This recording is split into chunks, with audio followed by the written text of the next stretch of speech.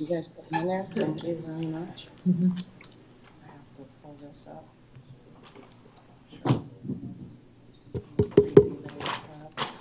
All right. Good morning, everyone. Oh, no, it's afternoon. Yeah.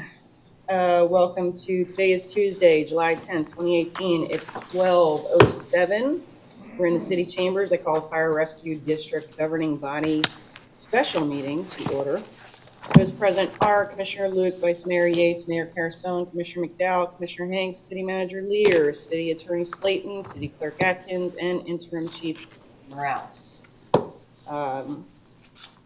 Just a couple of reminders. I don't see any actual public here, but so for staff, if you have your phones, please put them on vibrate or silence, or else you will be paying for dinner, because we'll be here all night. We need a motion to approve the agenda. Move. Are we going to say the Pledge of Allegiance? Yeah, I guess. All right. I withdraw my motion. Yeah, let's go ahead and do the pledge first. I was jumping ahead. I pledge allegiance to the flag of the United States of America and to the republic for which it stands, one nation, under God, indivisible, with liberty and justice for all. Okay. So moved.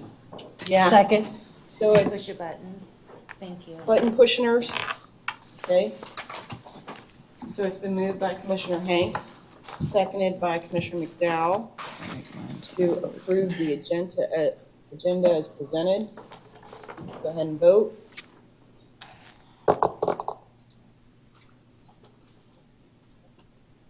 That's unanimous. Awesome. Okay. First up is public comment. We don't have any, so let's move on to general business, management study and strategic plan. City manager. Thank you, Mayor. We have our Fire Chief Scott Titus here. This is the plan that we had a special meeting on July 2nd with the Fire Rescue District, with the City Commission. And at that meeting, it was discussed bringing this back to a special meeting for the Fire Rescue District so that they could approve it as well. I will say the documents in here do not reflect the changes made in the motion at that meeting, and that was due to the fact of trying to get this agenda item done. So the changes to the document were not made when this agenda item was created, but we're certainly willing to do that and suggesting that the motion at this meeting be the same as the one at the last one so that both motions agree with each other and the document is approved by both boards the same way, even though it is the same 5 people. So with that, I'll turn it over to the fire. Actually, if you have any questions, the fire chief is here. I don't think Mayor, while we're doing the presentation, I did ask the city clerk for the verbatim of that motion to make sure that we did capture Thank you. I was going to ask everything. So by the time we get through the presentation, Well, are we in need of a presentation? I mean, isn't this our second meeting? Well, probably it's a good idea only because this is a different governing body and it's a district meeting. So for public purposes, Do you have a quick overtap? Quick review? Yes. Fast. plus we need time for that verbatim anyway. Scott Titus for the Fire Rescue District. First, I'd like to say thank you for allowing me to be here today and represent our firefighters and our community and pass along this information to you all. If you remember from our previous discussions about a little over a year ago, the Fire Rescue District, Fire Rescue Department as well, hired Fitch & Associates to do a number of things for us in the study. The first thing they did was a management study, and that was to look at our current structure and to look at what our, a possible proposed structure would be for the future for us to handle growth. And they brought back some recommendations with that, which we've included in the fiscal 19 plan. They also did a strategic plan for us, and that's where we look at our community risk and our stakeholders, all of the things that are going on there, and then they did standards of cover. Standards of cover talks about our resource allocation and deployment. I did not bring the entire presentation, but one of the things that was asked at the last meeting was if we would discuss and go over some of the recommendations and some of the things that we're doing, either have done that were already started or that we're doing in the process. So I think that will cover. Who's that? Sorry? Did anyone hear that? She's looking for dinner, excuse me. It sounds like a horn blowing in the parking lot. So I'll go over some of these, and then we can talk Sorry. about some of the individual studies as well, and go over some of the more specifics. I can't really speak to some of the statistical information that they provided in that meeting, but if we need to, come back and we can review that, or I don't know if there's a way to pull that information and put it with this file. So one of the things that they recommended was regularly review what our strategic goals, and that's ongoing. And what we did is we got a group together of stakeholders throughout the fire department. That was from our newest firefighters all the way through the fire chief's position. We started out with, we had a meeting with the public. I think some of you may remember we scheduled a meeting with the public to talk about the fire department, what citizens' concerns were. We had one community member show up, which typically is a pretty good sign. What they said was that means that the public's pretty happy with what's going on, so that was a good sign. And through further discussion, we actually found out the gentleman that showed up actually lives in unincorporated Sarasota County. Oh, wow. In one of the mobile home parks. He was just a super nice guy, but he was also, he was there because he wanted to see their presentation because he does the same type of work. That's what he retired from. So we did that. Then we got our internal stakeholders, and we went over a number of things. We came up with goals and objectives to go over kind of the next 4 or 5 years, and as we go into looking towards becoming accredited, that will set our process for that. One of the recommendations for the management plan was establish a staff level finance and budget manager.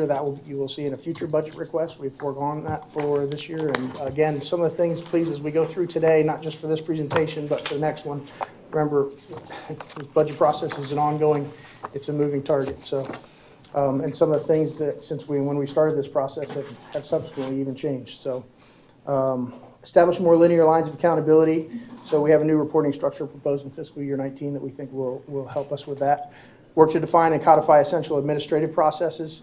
We've met once as fire administration and assigned tasks, and everybody's kind of going through.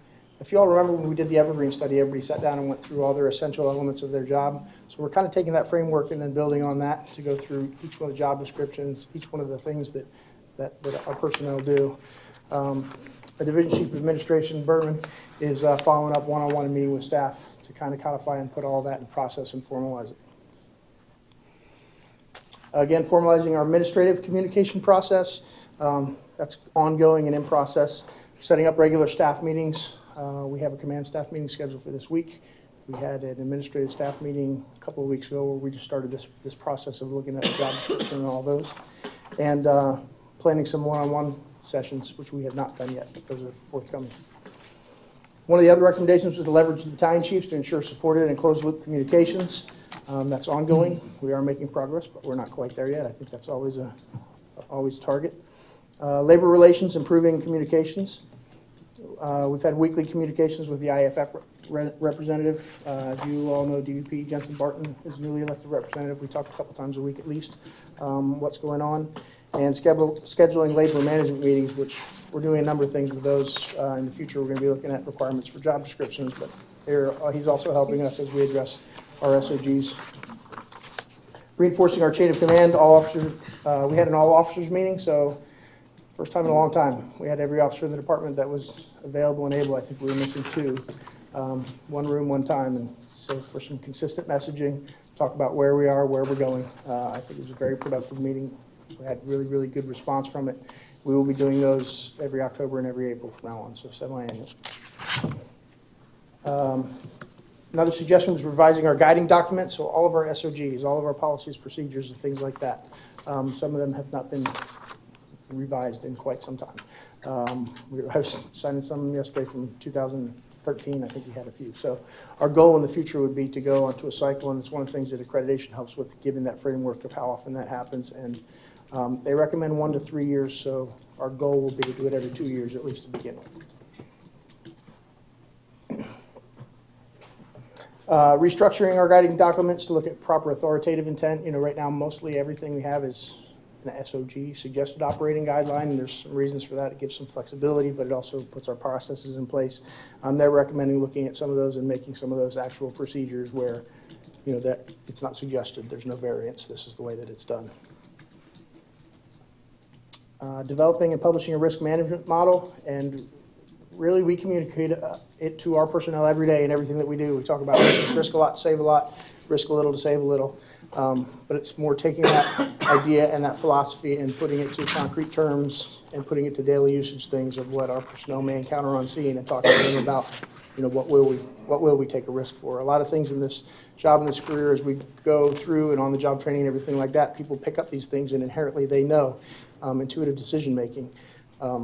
One thing is good that we have less fires than we used to, but when we do have fires, they move a lot faster and grow a lot faster. So some of our new people coming on in the future won't have as much fire experience. They won't have the ability to make those intuitive decisions. And so it's good to put some of those processes where, that gut instinct we talk about, where we actually put it on paper now, because some people won't have that as they come up through the ranks in the future. And that's not just here in Northport. That's really, that's really everywhere, but it's changing. Our fire prevention program, they made some recommendations. 2018, we're working towards 100% inspection and review. I think we talked about, in our last meeting, we'd fallen quite short of that. We had a lot of turnover in the prevention division. We've solidified that division. They are doing great things. One of the things that we have is, one of our targets is also then 100% reinspection within 45 days. We're finding out that that's unrealistic, not because we're not getting to reinspections, but there are some commercial occupancies that we found in the city that there's just not any possible way that they can get there within 45 days. So we're working with them and addressing the immediate severe life safety issues first, and then some of those other things, giving them a period of time to do that. So you may see that number drop. You'll see the 100% inspection go through, but you may see that reinspection number elevate a little bit. That's actually, when you look at it in context, it's actually a good thing. Recommended a quantifiable method of determining public risk to prioritize public education. So we've not started yet. We've discussed, I think you all have heard me mention it. So some of the things looking at, what are our major losses? What are the things that impact this community? And how do we formalize our public education program to make that better? So we've done a number of things that we think to do that. We think we can do better as well. We've had a couple of suggestions. We're actually looking at some different drowning prevention programs right now.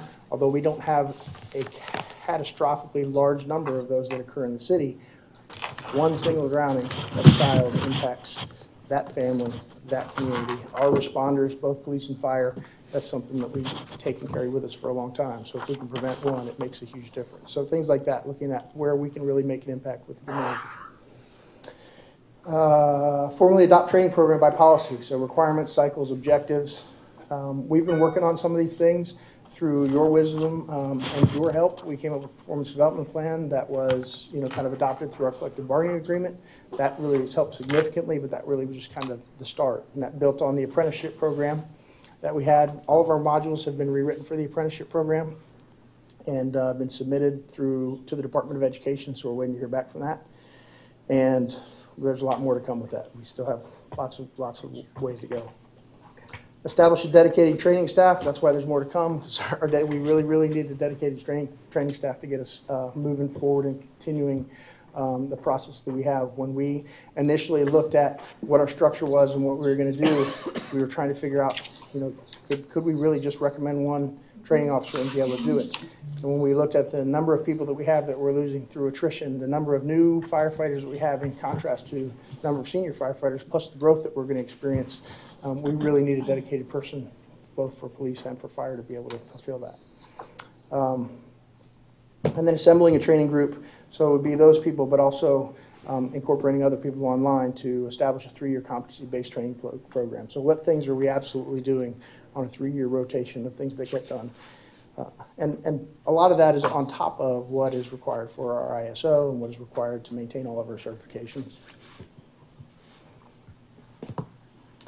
One of the recommendations was consider adding paramedic as a requirement for battalion chief. Again, Labor Management Committee will discuss this as we get together and talk about, we did this once before where we sat and talked about all of our officers and positions and said, here's where we are, here's where we want to be in the future, how do we get there? I don't know if some of you may or may not. Mayor, you may remember lieutenants didn't used to need to have a college degree. So it's one of those things we sat down and we talked about and said, okay, well, we think it's something in the future that we're going to need, and here's some of the qualifications we should have.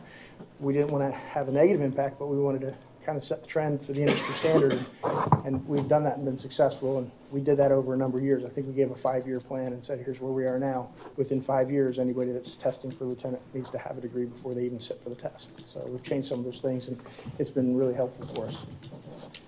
Identifying and adopting additional EMS performance measures. We're investigating at this time. Division Chief Bennett is looking at some of those things and finding out. We think that the new reporting software program is going to help us track some of those things and implement some of those.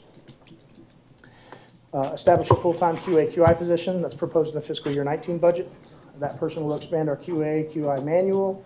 They'll accomplish all QA within 72 hours and do 100% of EMS reports for QA. So we think that will help with our billing turnaround time. It'll help with all of our quality control. And assigning NIFRS QA to the battalion chiefs. That's in process right now. Right now our battalion chiefs don't do the QA for all of those reports. That's going to be one of their assignments. Realigning administrative division chief responsibilities. That person is to become possibly the accreditation manager, look at the ISO compliance officer. Identifying and adopting EMS performance measures. We talked about that. Sorry about that.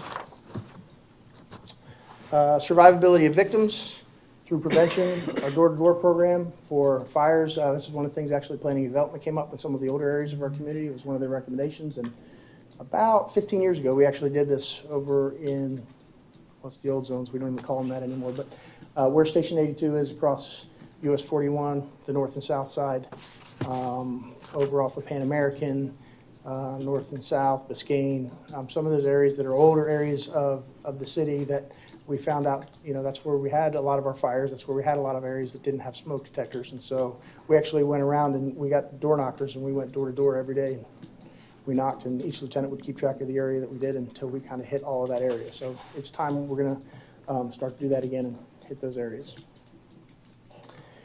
Improving survivability of patients experiencing acute medical emergencies, hands-only CPR. Chief Bennett and one of our volunteers were yesterday actually doing a class. I think they did, how many did you?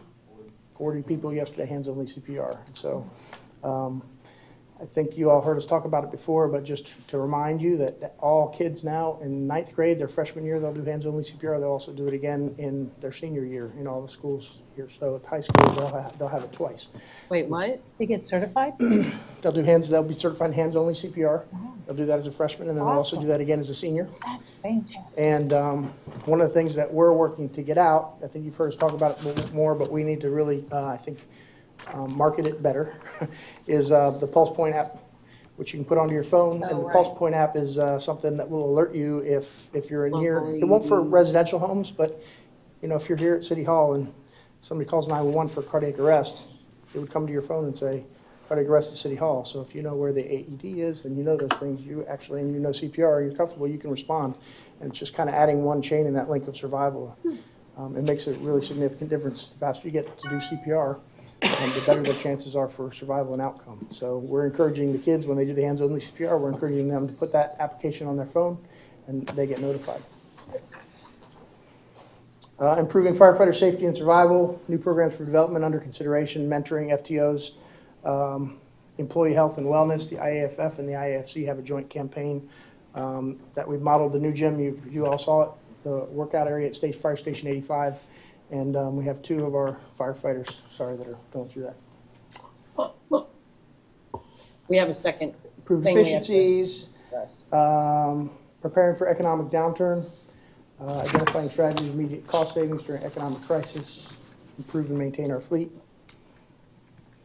promoting positive agency reputation within the community. Again, I can forward this to you all, and if you have any questions, this was, again, the recommendations. I really kind of wanted to give you all an idea of the things that we've done that we were doing, and then we've done even since then to add on based on the recommendations. So, again, thank you for the opportunity to provide exceptional public safety service to you all. It's not lost on us. We really love to serve this community and appreciative for all that you all do for us and the community does. I love that picture you've got I there. love it That is too. awesome. That is really But cool. it's not Northwood. That is actually, that was a firefighter funeral. That was an aerial shot that was taken over up in Sarasota. Yeah, Sarasota, right? That's what I thought. Okay. That's cool. Beautiful. Great presentation, though, and yeah, Thank I'd you. love to have that because it really. I'm more than happy. I've got it electronically. I'll send it to city manager. You can send it. Thank you. Maybe we can put it on our backup Sure. for anyone who looks at Exactly. this meeting in the Yeah. future so that they have this presentation as well. Yes. So thank you very much. No problem. Thank you. folks, because of the essence of time, it's 12:30, so let's go ahead and get, there's no questions, right? I mean, we've already. And I think she's ready for a motion. Yeah, I'll make the motion. Okay. That'll mirror what we did at the other, and because Yeah. I'm hearing none and seeing no other changes. So I'd move to approve the management study strategic plan for 2018 to 2023 as presented, using alternative 2 as the way that we'll move forward, including the standards of cover report, with a minor change on page 4 of the management plan to include language referencing the city of Northport as was addressed in previous conversation. And that language, that, we'll make sure that that's added on. I actually have provided that to them. They did put it into it. The link where I go and get that expired. So I sent him an email. I wasn't able to get to it. He's going to revitalize that link, and we'll make sure that everything gets good in there. But thank you. Hey, you love technology too. Yeah. I'll second. I already had. thank Okay, everybody push your buttons? Yep, I did this Awesome. time. I had a All button to right, push. so it's been moved by Vice Mayor as stated, seconded by Commissioner Luke. And let's go ahead and vote.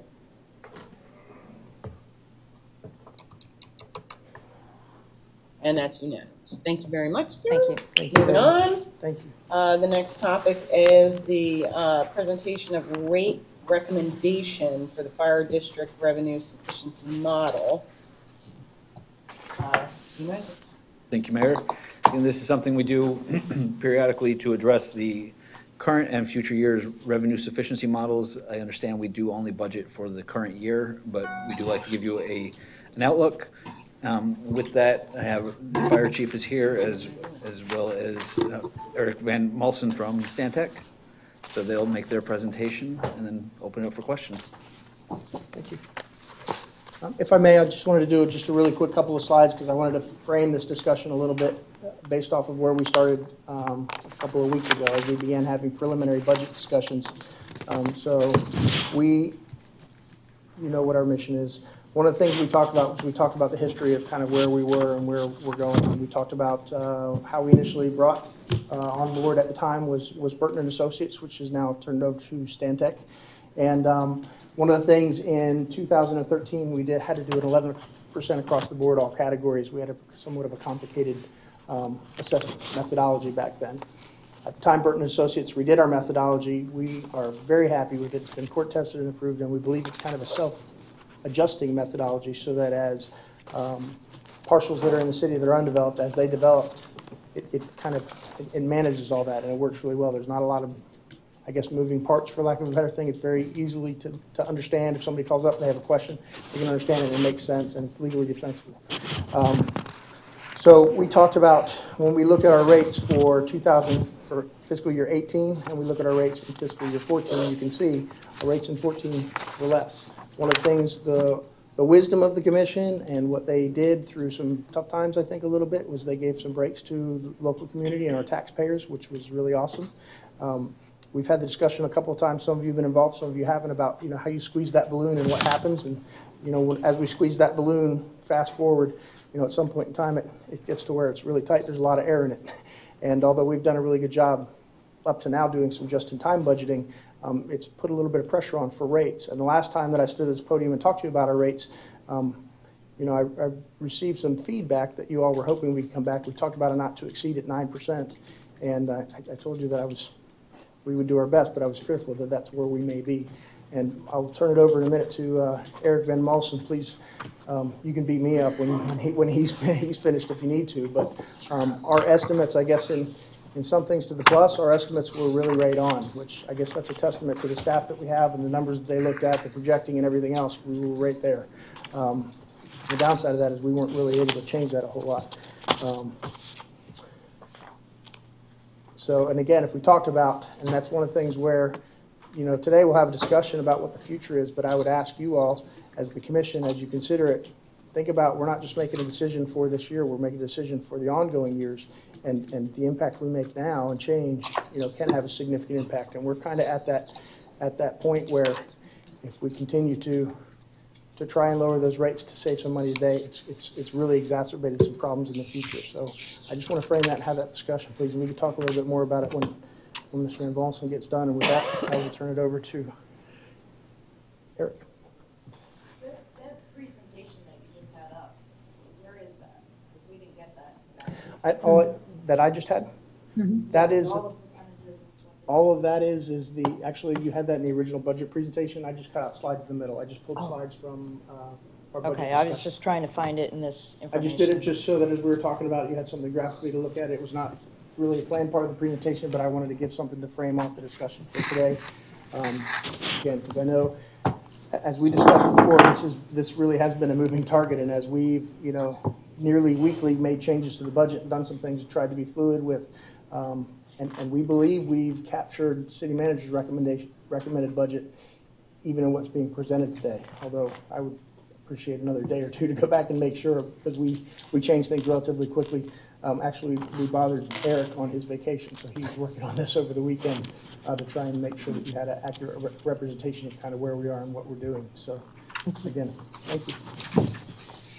Thank you, Chief. Good afternoon, members of the commission. My name is Eric Van Mollison. It's a pleasure to be here once again within the city. I'm a managing consultant with Stantec, previously Burton & Associates, and we've been serving the community for a number of years now, ever since at least 2013 on the fire district side. As a brief agenda of what we're going to discuss today, I'm going to go through an introduction and background of some of the fire studies that we've performed for the city. I'm going to walk through the data and assumptions that feed the analysis that I'll present results to. I'll go over some of the key issues this particular fund is facing, and then we'll go into the live model to review the results and any scenarios you may wish to look at. It's an interactive model. It's a cash flow model where we try to look at the sufficiency of your existing and projected revenues to fund the ongoing and future costs of the fire district while maintaining adequate reserves and your reserve balance to the target levels that the city has set. The model accommodates projected growth within the city of new development. It also projects each individual cost on a line item basis, recognizing that salaries go up at a different rate than fuel prices and office supplies and so on. And we work with your staff diligently to calibrate those numbers. Just as a brief background, the city retained Burton & Associates, which was what our firm used to be, in 2013 to develop the current fire rescue assessment methodology. And it also incorporated a revenue sufficiency analysis that revealed potential spikes in rates going into the future to fund new stations and the operating costs to fund those stations. Station 86 being one of those stations, which was one of the projected items, is now starting to come up into the current budget year. Since then, we've performed annual updates to your fire assessment roll. Every year we receive an updated property database at multiple points from the city, and we update the fire roll to apply the rates to each individual property and then submit that roll for trim and the final tax collector bills. In fiscal year 16 and 17, the city retained us to update the revenue sufficiency analysis to confirm those rate spikes or to show alternative levelized plans of rate adjustments needed to fund the ongoing operations of the district. This year, we have been retained once again to update that revenue sufficiency analysis with the most current cost and revenue data and projections. Our goal of the revenue sufficiency or sustainability analysis is to identify the assessment revenue adjustments necessary to fund all ongoing and projected costs while maintaining the required reserve balances in each year of the projection period. That's essentially the goal of our sufficiency analysis. The data and assumptions that go into the analysis include the fiscal year 18 adopted budget, this current fiscal year, the preliminary budget in a line item basis for this upcoming fiscal year 19, fiscal year 2020 and beyond are projected based upon the fiscal year 19 proposed budget and escalated on individual line item basis escalation factors. For example, we know the salary adjustments versus fuel and office supplies and capital projects and so on. The establishing of the beginning pot of reserves is based upon your audited financials from the consolidated audited financial report in 2017, establishes our beginning fund balance as of October 1st, 2017 for this fiscal year. We utilize the adopted reserve targets as per the city's direction of a 25% annual operating cost minimum reserve plus a 10% stabilization reserve. So the results I'm going to show you initially are calibrated to fund those levels of reserves, but knowing that 10% stabilization reserve is intended to use potentially to mitigate rate increases, I can also show you scenarios of using that reserve balance to offset some of these unnecessary adjustments. Growth assumptions are based upon several years of assessment roll data. We know how each of the two tiers units has grown over the past 5+ years, And we've talked to your staff to figure out how the city expects to be growing over the next 5 to 10 years and inform the model with those assumptions. Some of the key issues, and the largest one I see updating this analysis, is a significant increase in what was previously projected for personnel costs compared to the prior study. You can see here for 2019, the 2017 study assumed about $7.8 million of personnel costs, whereas in this update, we're looking at about $9+ million for personnel costs. Going into the future in 2020, we had expected $8.2 million of personnel costs. Now we're looking at 9.78. And this is Can I just stop you there real quick Yes, ma'am. and ask you a question? That personnel cost, that, how many additional folks are being added in that difference between the 18 to 19, I guess, or 17 to 18 updates? I believe the 17 study only assumed 18 or 12 personnel. No, the 17 study was what our current staffing was. The 18 goes to 90 line personnel, and then what he's looking at for 19 is, if you remember in the original proposed budget, there was 9 personnel in there. Right. That is, those 9 have since been removed, and the city manager's recommended budget, what we've done is we put in we put in the 25% match if we receive the SAFER grant. Those numbers were pretty close to each other. So when you talk about bodies, it's actually an additional 21 on top of that. That's what I was trying to get at. But the full weighted costs of those bodies are not in there because remember, we have, and Eric can show you that, we have revenue coming in, Right. assumed revenue coming in from the grant if we're to receive it. What I If we was do not trying- receive the grant, then we'll be coming back to you in October for some direction. What I'm trying to clarify, Chief, is Yes. that difference in that less than $2 million, there is 20-something bodies being added to the current staffing, correct? Yes, but the Okay. largest dollar, and I just want to make sure, I know what you're asking, I just want to make sure I'm clear for, not just for you, but everybody that's listening. Actually, the greatest dollar impact was the change in the salaries to all of our people. not Correct. changing There was that. a change in salaries, but I want to make sure that it's clear that this is not because of only the change in salaries. No, absolutely, you are absolutely That, correct. that this is a- also an absolutely. addition of bodies and that it's not all salary. No, you're absolutely correct, yes, thank you. That's what I was trying to get at. Thanks, Thank Chief. And yes, and to answer your question, there's multiple reasons. There's additional Right. bodies that are projected, plus my next point. The prior study Retirement. assumed an annual salary increase assumption year over year of 3%. The update is now 6% on average across the board for salary adjustments. That plays into those numbers and future numbers as projected. We now know that the SAFER grant offsets, what those are quantified to be, as well as the costs that those SAFER grant dollars are funding, are now included in our model and in our baseline. We have the revenues coming in from the grant, and of course they fade away over 3 years. But the costs will stay on the board, and they will need to be funded by these assessments. So the grant was approved? The scenario for the grant's in our model as essentially it's expected to be approved. No, we put it in there because we should get an answer soon whether it's approved or not approved. But if we didn't have this discussion based on the assumption that we'll be approved by the federal government to get the SAFER grant and then moving forward.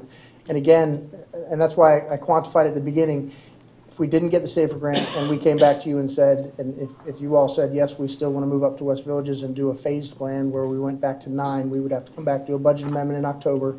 The number for that 9 personnel fully loaded is very close to the number of the 21 for the match with the grant. So we felt it was important to have it in there because the number doesn't really impact. If we did a phased plan in year number 2, we'd be adding those additional 12. In year number 3, we'd have the fully loaded cost of all of them. So the picture you have here representative of the numbers is really close to whichever way that works out. Unless you all were to say, we don't want the grant, we don't want to move into West Villages, and we're not going to do anything, everything stays status quo, in which case we would have to go back and look at the numbers and change some things. But I don't think that was the direction that we've received. So. Another key issue is the future costs of operating Station AV7. In the prior update, we were looking at Station 86 and 87. Now, out in the future somewhere is Station 87 that is included in the long-range outlook. 87 is, I'm sorry? where's 87? 87 would be projected at Toledo Blade Blade, and okay. I-75. We Okay. believe that's kind of our I next just growth wanted to target make area, sure. but it could be sooner depending on what happens with West Villages or something else. But based on our assumptions, we think that's probably the next. Thank you, Chief. So in general, compared to prior studies and what we've looked at, the real key challenge is the increase in the total personnel cost burden of the fund and how that's going to affect the overall financial outlook. And with that, I'm going to pop right over to the live model to review our baseline scenario and some additional ones. To familiarize you or refamiliarize you with this model you're looking at in front of you, all of the blue bars and numbers represent an active scenario. The green bars and numbers reflect a static scenario that we can save. So when I change a number, you can see the blue bars move around and see the green bars stay the same, so you can see what the effect of those changes are. This graph over here on the right represents all cash coming into the fund in that blue line, and all cash going out of the fund is the red line. And you can see coming into fiscal year 19, the cash outflows exceed the cash inflows, even with a 9% increase right there as your not to exceed rate for 2019. What that means is over here on the left graph, you will have to utilize your available reserves to cover that deficit. The top of these blue bars represent your reserve balances from 2017 at the end of fiscal year 2017 as identified in your CAFR, your audited financial reports. 2018 is the estimated year end of this current fiscal year as of September 31st, 2018. And then going forward, this is what the projection of your reserve balances would be at the end of fiscal year 19 with the 9% adjustment to the assessment in the budget it has provided to us. And you can see by the end of fiscal year 19, those reserve balances would be just at this black bar, which represents your total reserve target of the 25% operating reserve plus the 10% stability reserve. And you can see this purple line down here is just your minimum reserve target. So you're funding that stabilization reserve at this level. This blue bar, or numbers right here, represent what the model is trying to solve for on an annual basis, or what we call just-in-time basis, to solve the revenue needs to fund operations, your ongoing costs, and to meet your revenue or reserve requirements. So it's trying to match the top of this black bar every year by providing rate adjustments.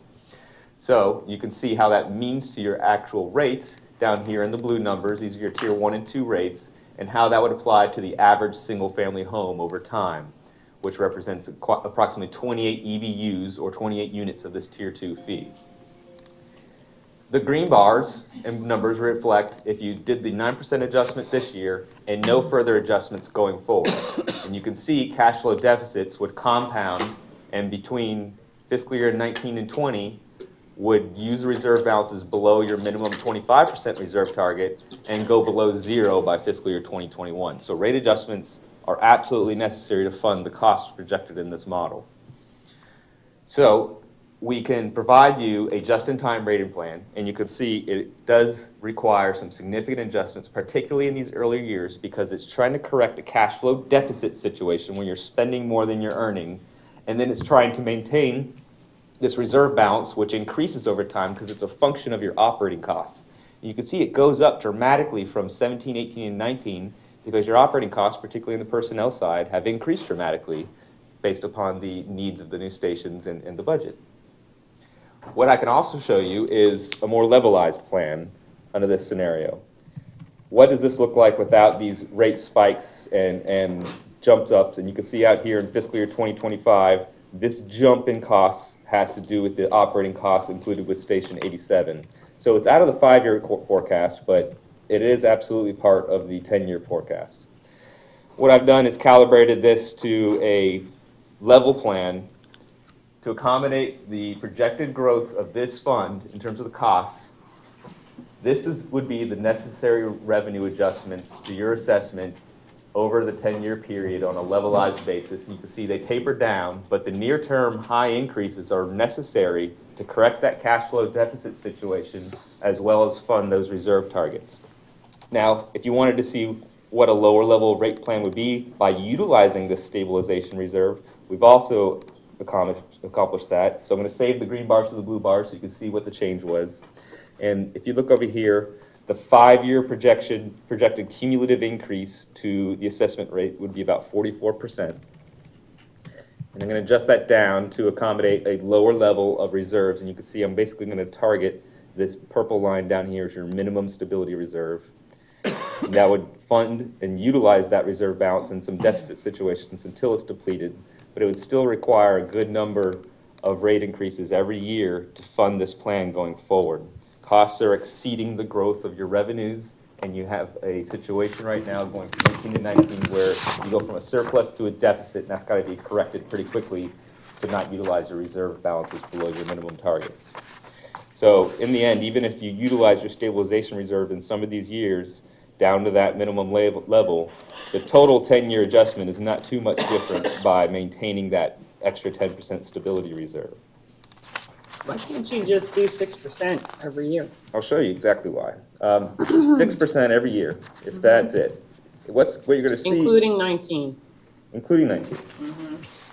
So what that shows you is you're not overcoming the cash flow deficits out here. You're spending more than you're earning, so you're going to use your reserve balance down and down and down until the growth accumulates enough, compounds enough to start getting into a cash flow surplus situation out here to where you'd start to recover it. But you'd essentially deplete your reserves down to a very minimal level.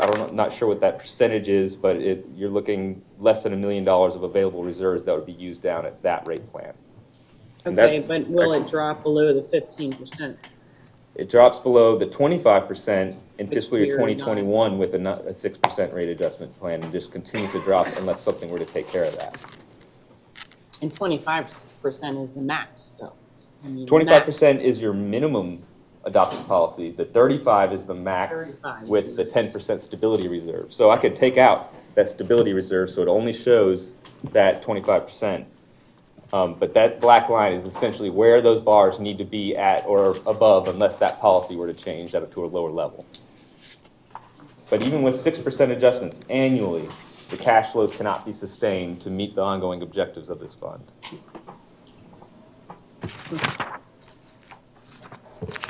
And what is the actual price difference at that 9%? So what you saw down where I had before, and this was the rate adjustments that It's only like $7. you can see here for fiscal year 19, the average single-family home at a 9% increase would pay $222.12 versus $216.02.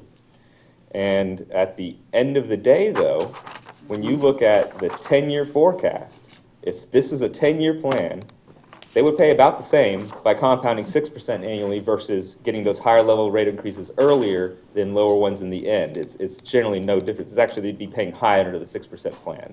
In the 5-year outlook, they'd be paying more, but those out years are where it really starts to compound with the 6% plan.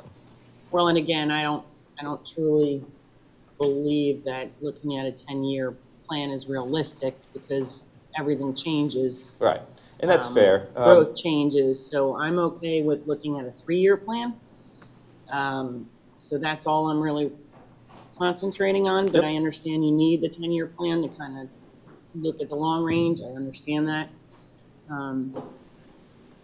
What happened if we took Go ahead. Station 87? You're talking about having that be online or start to talk about building it? If we took 87 out of this equation, Sure. I'm curious, what does that do to the numbers? You'll see this red line, the spike out here in fiscal year 2025 when it's expected to be operational go down. I'm going to calculate that. You see what happens there. Now with the 6% rate increase, you start to compound and get those revenues back up to where you're sustaining your reserve balance at this point, and then you could lower rates at that point. But if you do not provide enough revenue in this near term, you're going to be in a cash flow deficit situation where you're going to continually spend more than you make, and you have to utilize this reserve balance down every year to cover that cash flow deficit, or find other reserves elsewhere to cover that deficit. And what year were you talking about putting 87 in on? And help me understand, are you wanting to put 87 as operational in a specific year, or just start building it in a specific year? Because to me, there's a difference. I'd have to look back in, but. We had operational in 25, fiscal year 24, 25. The other thing I would like to just mention as you look at this, some of the things that happened prior to coming and doing this presentation, so you all understand, is, remember I told you I would do everything that we could look at some savings, do some things to try and bring the cost down. We've changed some of our capital acquisition contributions in future years, which I was really reluctant to do, but we found a way to stretch out some things and be able to get there, so that really alleviated. There was a huge spike, double digits, in fiscal year 20. So we did some things to alleviate that. And again, I understand looking at a 3-year or looking at a 5-year. The reason we look at a 10-year, and remember, this is a plan. A plan's only as good as the assumptions that you make. And the further out you go, those assumptions can change. But some of the things that You have to do it. that we do know that are pretty constant. And remember, when we look at a 3 or a 5 or a 10-year, our goal is to be prudent, obviously with taxpayers' money, but also to not overburden them to end up where we are now. And I have to tell you, 25 years I've been here, 10 of it I've been in chambers with you all having these discussions about budget. And some of the reason, and through great things, we had to, through economic downturns, do some of the things to, we talk about squeezing that balloon and talk about making changes to some of these. Well, let's change this, or let's look at it 3 years or 5 years. When we looked at those smaller windows, unfortunately, we took away from those larger spikes that were coming later, which is what we're running into now. So I please implore you to look at it and understand there's nobody that's thrilled about being here. But my job as your fire chief is to provide the level of service that this community has come to expect, that you all say that that's what we want to do. And so that's what we're looking at here. We are working to be very prudent and good stewards of money that we know is not ours, and we will find every way to come in under budget every year and try and make the savings that we can. I believe the assumptions for this model, Eric said, are at 97%. So we hope that we can make more savings than that and change some of that financial picture. And one of the questions that came up earlier at the preliminary budget presentations was, well, why do we do this, so often? And it's because if nothing changed, if the plan stayed constant and all the assumptions were 100% correct, then we could just take this and we could go by it as a roadmap once we agreed on it and do it for the next 5 years or 10 years without looking at it. It's the interactive model where we go back and look. And again, that picture changed significantly from last year to this year on how we're doing things. And we've hit growth at the same time as we've hit catching up with from a recession before, and where we were with salaries and trying to be competitive. I think the last meeting I talked to you all too, and you said you sure hope that we can get there and get all of our people on. I can tell you, and I'm happy to say, that for the first time in a number of years, right now, we have with what's in process and what's going on. If everybody that's in process right now, backgrounds come back, physicals come back, and everything like that, for the first time in several years, we will be at full staffing, 90 personnel. So thank you for that. Thank you. And I didn't mean to jump in, but I just wanted to please make sure that you think about that. It is a much bigger picture than a short term. And I understand your concern for the near term, and we do these 10-year projection models, but your concern, of course, right in front of you, not only the fiscal year 19 budget, but the next 3 years. But you have a lot of challenges just in those 3 years. Under the assumptions we have in here is the SAFER grant offsets, and that dollar goes away in 3 years. So you can see right here the flattening out of this revenue curve. That's because those dollar amounts go away after a point in time, but the costs stay on the books. So you're going to be in a higher level of deficit situation under this rate plan than you would have otherwise been, because those SAFER revenues go away. They give you a benefit in the near term, but despite that, the budget is going from a situation of surplus to spending more than it's earning, and so that's got to get corrected, and that's what those large rate increases are accommodating. And one thing to add in is, at some point in time, depending on how we phase into Sarasota County up to Station 26 and begin covering West Villages, I don't know whether they'll cover unincorporated Sarasota County or not. We'll have those discussions, we'll go through it, but remember that this picture is with the SAFER grant, and some of those numbers in year 1 and 2 are a little bit the same, but if that's assuming $1.2 million worth of revenue coming, or no, I'm sorry, $2.5 million, I believe it is, revenue over a couple of years that are savings. If we got no SAFER grant, we still have to fund putting those people up there to provide coverage in that area and do something. So, right, so the actual outlook on this 3 to 10 years would not look too much different under that scenario versus this current SAFER grant scenario. Okay, folks, we are running out of time. So we're going to go ahead and go to questions, Commissioner Yates and then Commissioner Luke. I'll save my comments for when we Have a get to motion. something that Thank we you. might do or not do. Could you show me, based on the proposed budget, because that's not been set in stone yet, but based on those numbers, what is, forget about the 9 years.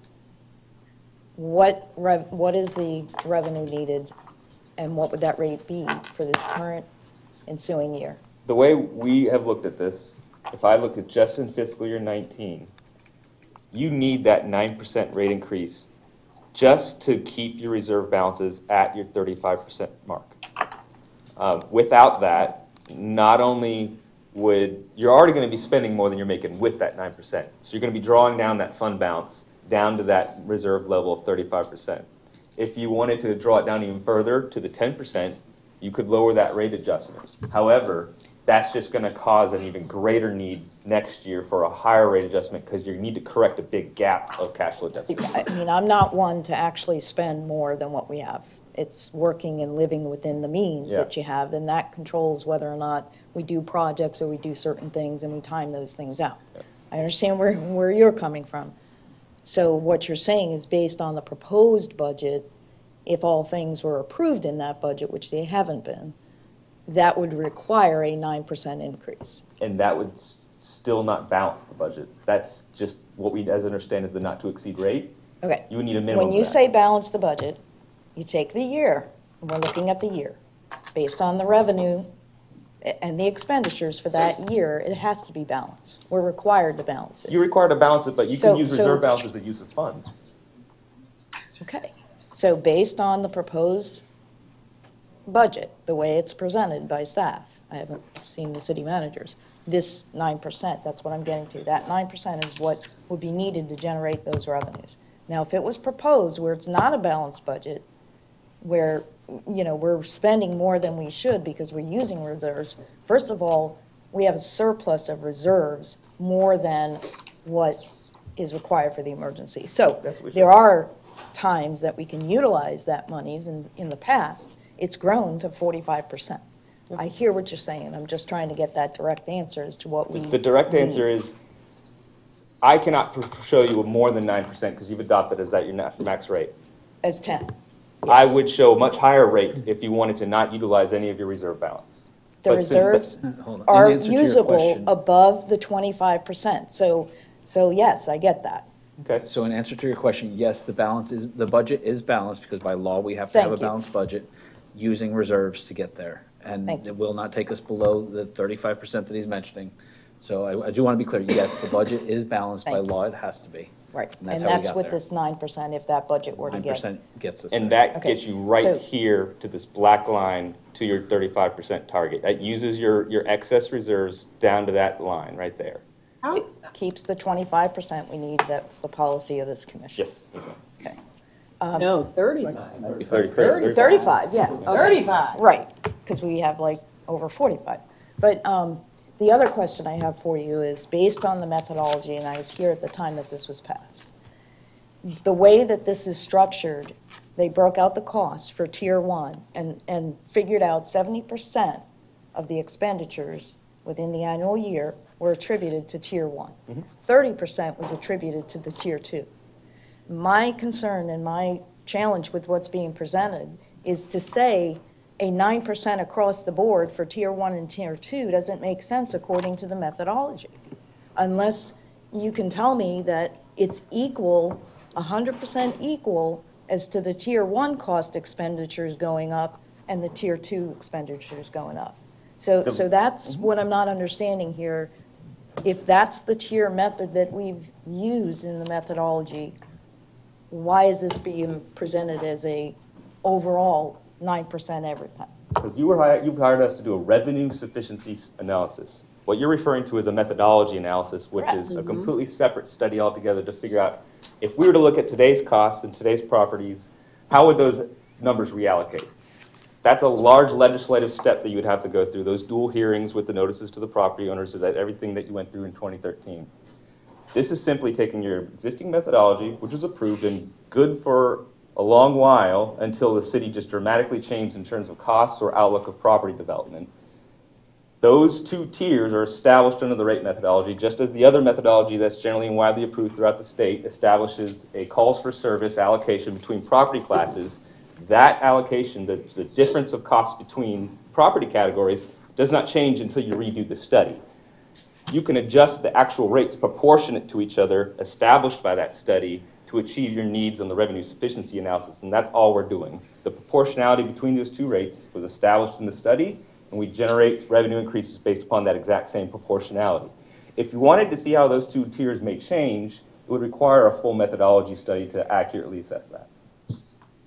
You're sort of kind of confirming what I'm saying. So in a tier 2, where you're charging for the structure and the resources that are allocated to the 30% of the overall budget to provide those services, may not require a 9% increase for those resources. That 9% is an overall adjustment to your revenues. The revenues overall will have to go up that much.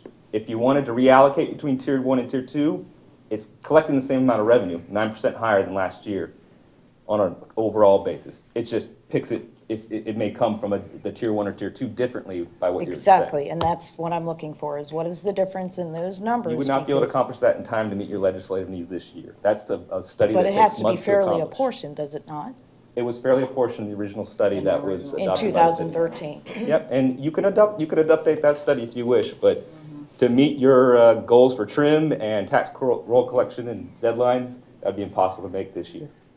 I know we're pressed for time, so Yeah, I'm we're gonna, very pressed for time, and might I just ask a question real quick, Commissioner Luke, it's about the process. Vice Mayor, if I City may, manager or, that process chief? has been validated through court several times too, that yes, at some point in time, typically when that changes, when those numbers change, tier 1, tier 2, and I'm going back to the original study, and please jump in and correct me if I'm wrong, when there's a significant change to the demographics of the city or something were to change, that's really what would require, what would prompt something to go. One of the great things that we liked about this methodology when we adopted it, and it's been challenged in court several times since we've adopted it, is the fact that it is self-correcting. And when we went through the initial analysis and even on looking towards the future, so, you know, we're looking at a 10-year span. Well, if this original one was done in 2013, it was updated in 2014, you know, we're at that initial 10-year span was 2024. We're well within that time limits. And I know the statement was made that we don't recommend spending more than what we're bringing in, but if you remember when we went through some difficult times here in the city and we had reserves, we did what we called a strategic spend down of reserves to get there. We don't recommend it either, but what we've devised here is some spend down of reserves plus a 9% rate increase to kind of get us through these tough times to accomplish the goals that you all have asked us to do with staffing and level of service and everything else. So. Okay, real quickly, what is the direction you're looking for? Because now we're into our second meeting, and we are out of time, and we still have to take a break to switch over to meetings. So are we looking, city manager, for a direction on the approving the financial analysis? Are we looking for determining the actual plan that we want to go with? What are we looking for? Because So the recommended action for today was approving the financial analysis, and it kind of sets the stage. Obviously, we know in the out years that can change if the plan changes, because we know that. and that plan is at 6% across the board, or is it the 9% across the board? No, I'll have him pull back up what our recommendation would be. Our recommendation from our perspective is our recommendation would be to adopt your not to exceed rate of 9% for this year. Okay. Going Thank you. forward, if this is the plan, this is just to inform you that you are looking at these potential rate increases going into the future if the budget doesn't change significantly up or down. And if we don't change the reserve policy. That as well. So that's our recommendation for future rate adjustments. All right. Just for this coming year that you have to worry about for fiscal year 19, your Is not the to exceed rate 9%. is our recommendation. Okay, that's what I wanted to make sure that we were clear what we needed to do today, because we're running out of time. Commissioner Luke? No problem. Totally get the philosophy and believe in it and trust in it. Station 86, that's paramount right now. We're not looking at any spikes going up or down because of that, because of West Village constructing it, correct? So that's not really in this. We don't have to worry about that. The construction costs for that, so the station is shown as an in and out. So they would, initially, they would pay the money. Okay, They would receive money back through the impact fees they're collected in the correct. area. Okay, Station 87 then is the one that you were looking at in a 5-year timeline. What makes you, why is that on your radar right now? Because that area over in that direction, to me, is the area that's not being developed at this point in time. So why would we start planning for it financially in this budget within 5-year time frame? Well, we think, so the location may change, but we think with the growth of the city, when you look at the demographics of the population and the call volume increases, we feel that's probably about the target time we'll need a station. Okay. We've announced that as the location, but that could change depending on, that next station could end up being in West Villages. It could be 2 years further out than that. You know, we don't want to try and push it out too far that we need it earlier. And if you looked at the funding and what's in there, actually the full station costs aren't in there. We're hoping to either get more surtax money as new surtax is developed, or get some developer contributions if and where that station would be located, so. Okay, the report that we just got back showed that you guys were in really good shape right now, except for maybe Station 82. I don't know where that addition could be, you know, where the location. I'm happy to know that the location isn't what we're looking at, but it's in regards to the population ratio. I appreciate you bringing that up, and one of the things that I will note is, and again, because it's been an ongoing process, so when you talk about the concurrency for Station 82 and the calls that are going on there and the recommendation of looking at 12-hour phased-in ambulances during peak times over the next several years, those costs are not in the out years of this budget, and that's why I really want to be careful when we talk about, you know, let's get through this year, but if we go short this year, you're really going to tie our hands on what the recommendations for the future to continue to meet that level of service that we've established. Mayor, I'm not going to question any further in Thank you. regards to the future. I am going to support this methodology as far as this. I don't have a cheat sheet, I don't think, but. I guess it would be to approve the, Motion to approve the Presentation. Fire Rescue District revenue sufficiency model. and do we have a second? Second. So it's been moved by Commissioner Luke, seconded by Commissioner Hanks to approve the model as presented. And Commissioner Luke to the motion. No, I think it's what we need for this year, and we can address whatever needs to be in the future if we need to. Thank Thank you, you. Commissioner Hanks. Great presentation, Eric. Thank you guys. When you keep pushing stuff back, this stuff kind of happens a little bit. Yep. Commissioner Yates. Yeah, and no surprise, I'm sure, Mayor, as far as, you know, I'm not supporting this, and I've had my concerns, I've shared my concerns in regards to, you know, looking at a 10-year plan. We have not approved these things. It's just basically a wish list as to what is looked at in the future. I can tell you in the 2013, just to show you how off this is, when you go beyond every year, because you just don't know what the reality is until you get there. But it was projected we would have needed a 24.65% increase in 2019. These numbers change because of what happens, and we need to be fluid with that to make sure that we are staying and living within our means, not overspending and not adding on more projects in 1 year that creates that escalation of a high rate. So I come from that philosophy. Yes, we need to look at a long-term plan. We did that with the other presentation you had. Where are we going? What do we need to do? What do we need to pay attention to? But I cannot charge people today, taxpayers today, for the citizens in the future that may come or may not come here. I can't do that.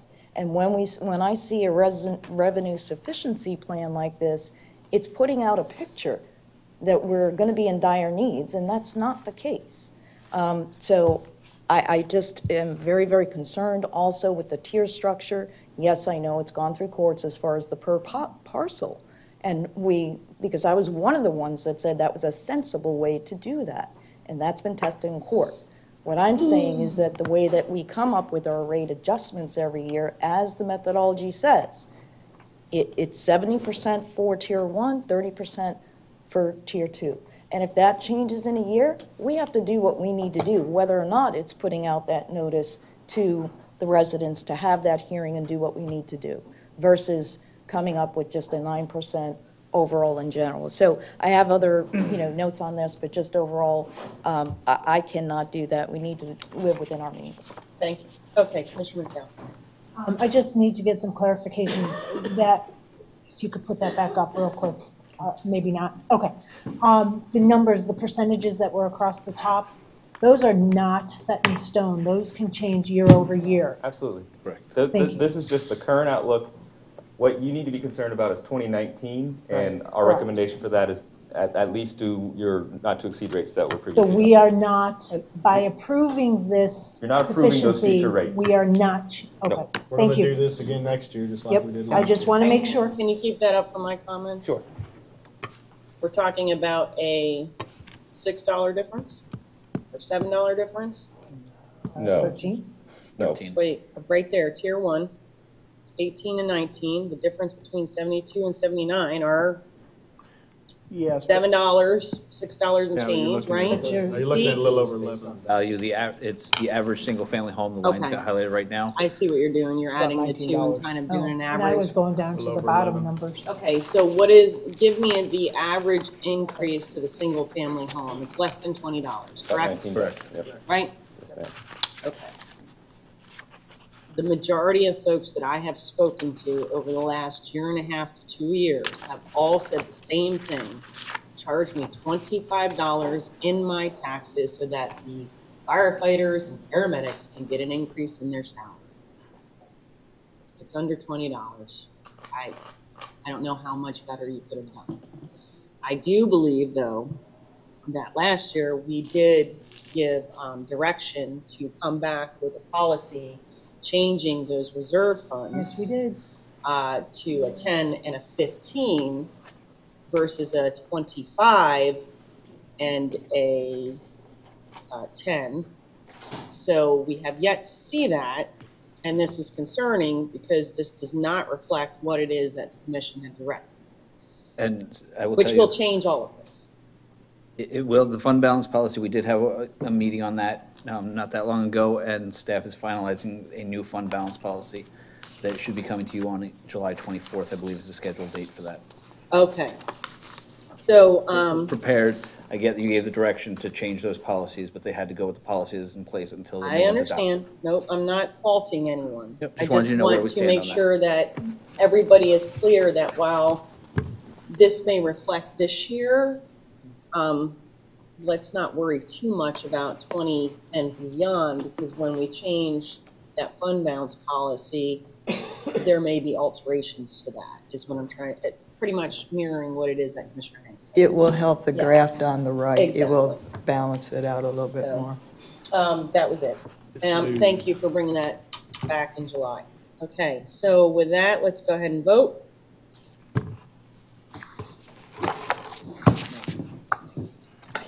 I'm helping you out here. I had my buttons. And that was 4-1 with Commissioner Yates dissenting for reasons stated. Mayor, just Uh-huh. one other request. I had requested the information that is given to staff as far as this report. The only thing that we were provided was this appendix, so I still would like to ask the city manager, please provide the complete report. All we have is this appendix. Those I'd numbers like were to have moving up that, until so- before this meeting, so we're going to be working on the report after this. All right. Okay. Thank you And, very Mayor, much. If I may, Right. if And you remember the report that you read to me when we were at our last meeting, and you said, well, last year they recommended 0%, how can we be here now? And that's not true. If you remember, That is their not report. what they I recommended. know, but that's where we ended up, but that's what the report said. Hang on, Mm-hmm. I'm clarifying. And this is why that happened. So Eric's report will reflect direction that we received today, moving forward. So we talked about 9%, that's what his recommendation. If you remember, last year, we came into that meeting with a higher recommendation. We left that meeting with a 0%. which is why that report that you have reflects 0%, because that was not initially their recommendation, but that was the final report. Because So I just that's all wanted- we needed. So I will respectfully disagree with you, because the comment that was just asked by Commissioner McDowell, everything beyond this year, those aren't set in stone. What continues to happen is next year, staff brings us, and the study or the sheet showed 4.5% or 5%. Then the commission talks about it, well, geez, they didn't do it in the previous commission, shame on them. So it's very cautious the way that these numbers are presented. I just want to respectfully disagree with what you're saying. We'll get you Okay. the report you asked for. So now, there is no other public comment. We have no commission communications, hopefully, on fire district. Any administrative or legal reports? No, thank you very much. And we are adjourned. We'll be back in 10 minutes. 10 minutes, give us a moment to. Yeah, this is for the